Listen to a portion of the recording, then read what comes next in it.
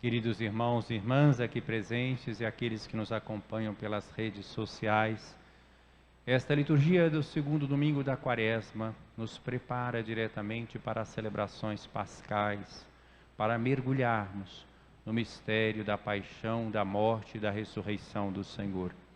Desde a primeira leitura tirada do livro do Gênesis, esse episódio da vida de Abraão, se fala de sacrifício.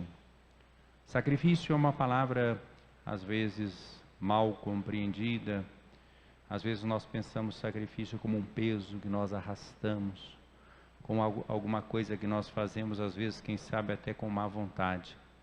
Mas sacrifício, para as grandes religiões e realmente na perspectiva da fé, significa tornar algo sagrado, né? Sacrificar é tornar algo que poderia ser, digamos assim, profano ou mesmo banal, em algo sagrado, uma oferta sagrada. Aquilo que é sacrificado é dignificado, enobrecido. Na religião bíblica não há sacrifício humano, nem no Antigo Testamento, nem no Novo Testamento.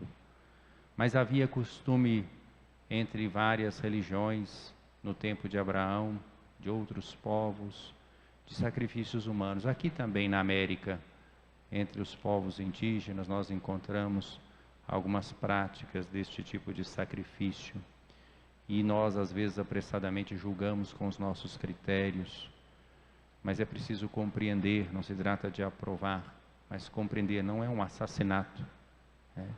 É algo diferente dentro daquela mentalidade. Inclusive, aquela pessoa que tinha consciência do sacrifício se sentia, às vezes, até muito honrada por ter sido escolhida para ser entregue ao Senhor, a Deus. Então, não se trata de aprovar, para a gente entender um pouco a mentalidade. Nós não podemos julgar os outros com os nossos critérios. Não significa aprovar. Abraão pensou em oferecer a Deus, então, o que havia de mais precioso, o filho da promessa. Ele não tinha filho com Sara, já era idoso, Sara idosa e estéril. E Isaac vem como o filho da promessa.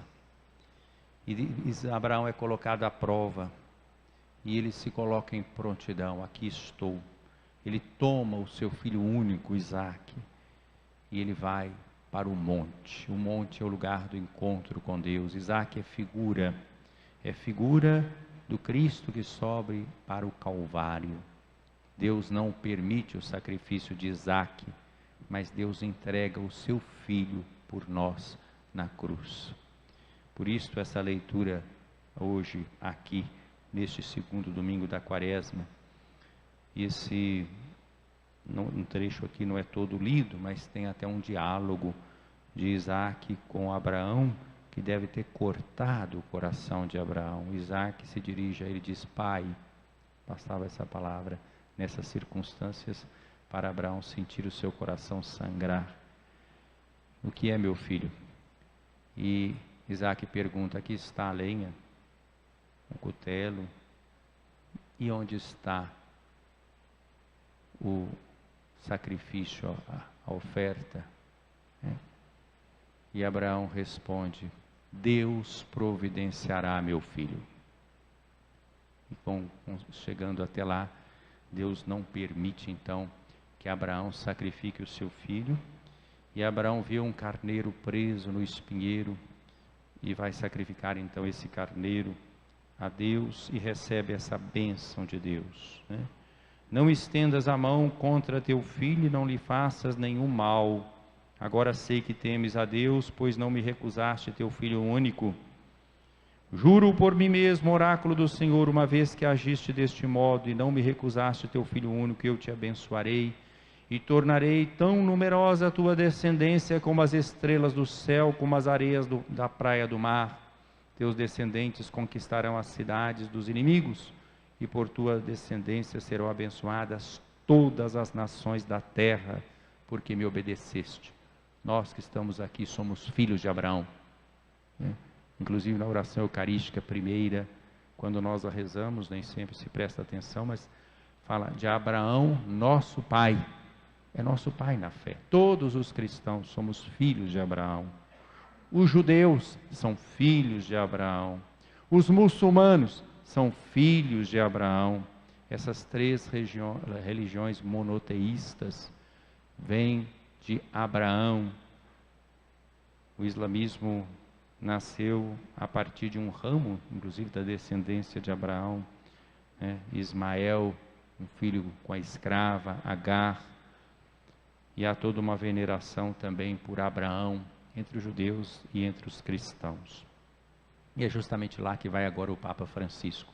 Vai a Ur, de onde saiu Abraão. Viagem muito desejada por São João Paulo II. Ele pretendia fazê-la durante o período do jubileu do ano 2000, mas não foi possível, não por motivo de saúde, mas por motivos políticos que não permitiram a viagem naquele contexto. Agora o Papa Francisco conseguiu.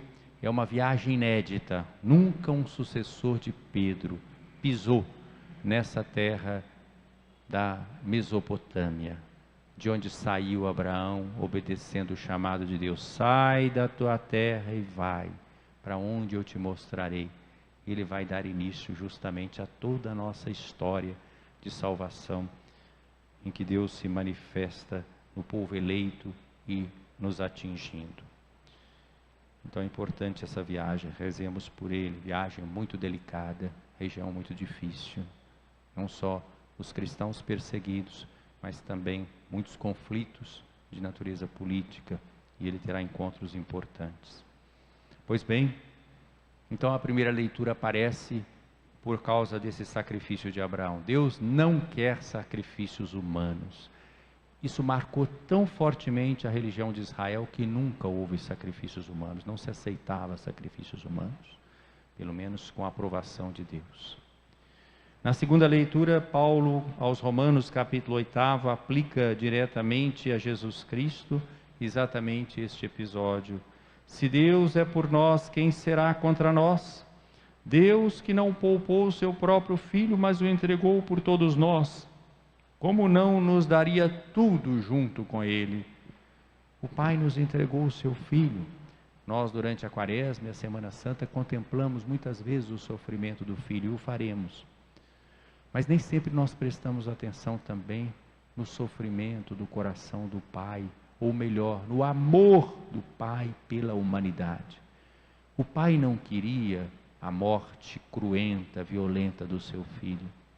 O Pai não desejava uma espécie de justiça reparadora, quase como se fosse uma espécie de punição ou de vingança. Não é isso. O Pai enviou o seu Filho ao mundo para que esse mundo ferido pelo pecado fosse salvo sem destruir os pecadores, salvando os pecadores, destruindo o pecado, mas não destruindo os pecadores.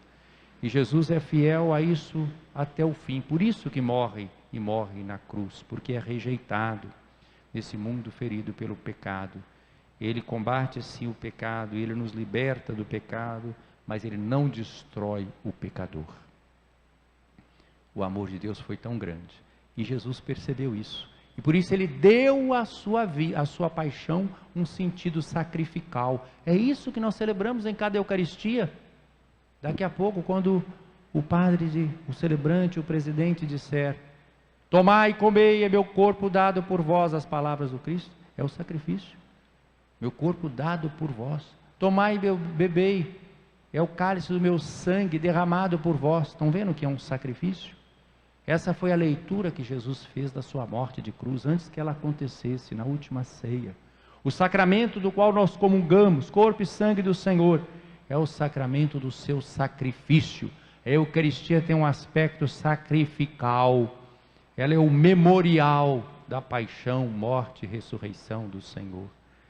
Então Deus é por nós, quem será contra nós? Pergunta Paulo, e continua: quem acusará os escolhidos de Deus? Deus os declara justos. Quem condenará? Jesus Cristo, que morreu, mais ainda, ressuscitou, e está à direita de Deus intercedendo por nós, como o nosso advogado, como mediador.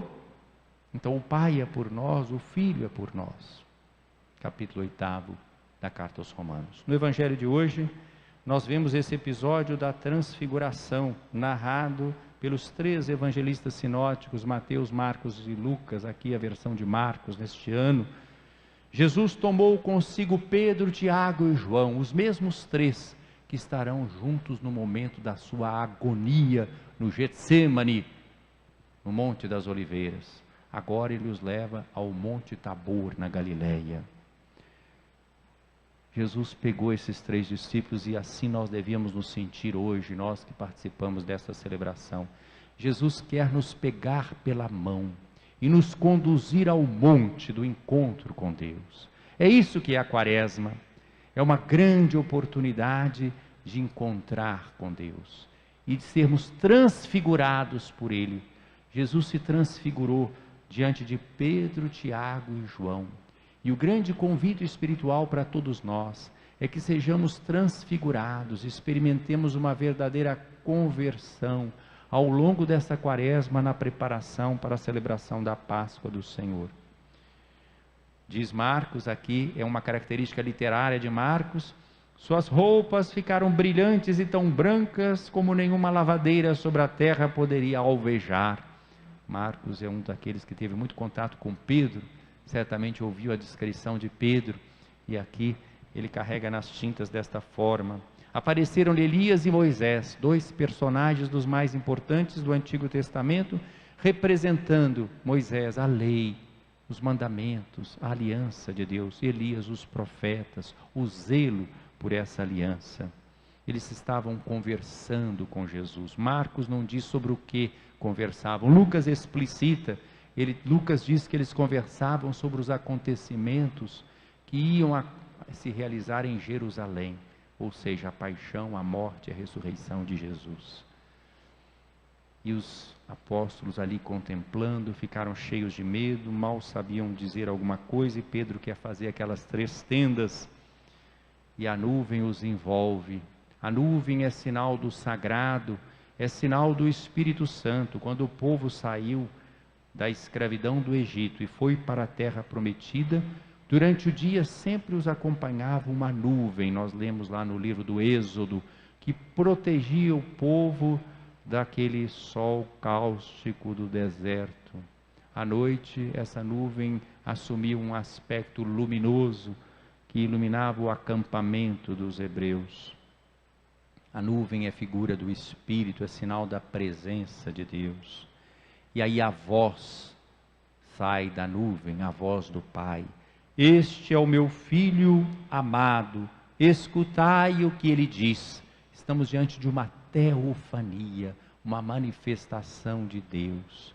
O Filho transfigurado, o Espírito envolvendo com a nuvem, e o Pai dizendo: este é o meu Filho amado, escutai o que ele diz. Ele é a palavra definitiva de salvação para toda a humanidade. Por que a transfiguração?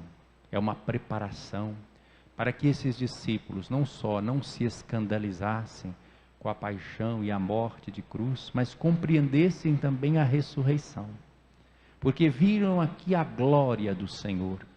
Vejam, Jesus não é simplesmente um homem que obedeceu a Deus em tudo e por isso depois da sua morte heróica, Deus o ressuscita e o glorifica. Não, é muito mais. Ele volta à glória que ele tinha desde toda a eternidade junto do Pai, porque ele é Deus que se fez homem, é o Filho de Deus que se encarnou. A transfiguração tira essa ilusão de que Jesus seria um homem que foi glorificado, como uma heresia na história da igreja quis fazer crer. É Deus que assumiu a condição humana. Mas ele pede então aos discípulos que nada digam até que ele ressuscitasse dos mortos, o que eles compreenderiam mais tarde. Meus queridos irmãos, Jesus é a palavra definitiva do Pai para nós. De repente, olhando em volta, não viram mais ninguém, a não ser somente Jesus com eles. Que nesta Quaresma nós deixemos Jesus nos pegar pela mão e na força do Espírito, nos conduzir ao monte do encontro com Deus, para sermos neste mundo promotores da fraternidade e do diálogo, compromisso de amor. Louvado seja nosso Senhor Jesus Cristo. Para sempre seja louvado.